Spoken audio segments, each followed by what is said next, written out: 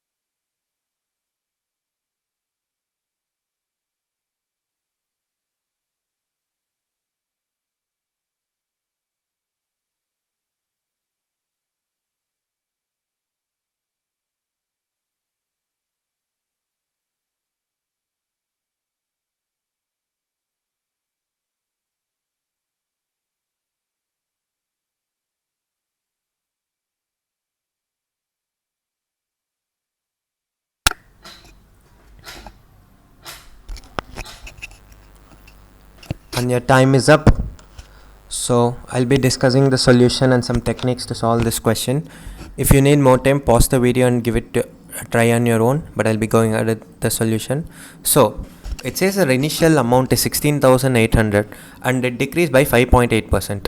So if you try to calculate it directly, it is possible to find the answer, but it will take a long time due to tedious calculations. So how do we find this? We will try to use some techniques to solve these kind of calculations in the GMAT exam. These are what the GMAT experts technically refer to as the approximation questions. So right away you can see 16,800 and their initial investment was decreased by 5.8%. So directly you can rule out 17,774 since it's greater than 16,800. Also, you can rule out $7,056 because it's less than 50% of 16,800, but her investment was only decreased by 5.8%. So right away you can rule out A and E. So you only have three options, B, C and D, on which you have to find the solution. Also, so with these three, we will try to apply some techniques to find the solution.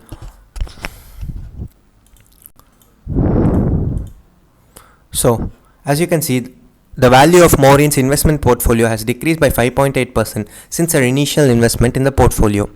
Her initial investment was 16,800 and now we are asked to find the current value of the portfolio between three options. Notice that you have already eliminated two options and have saved a lot of time on the GMAT.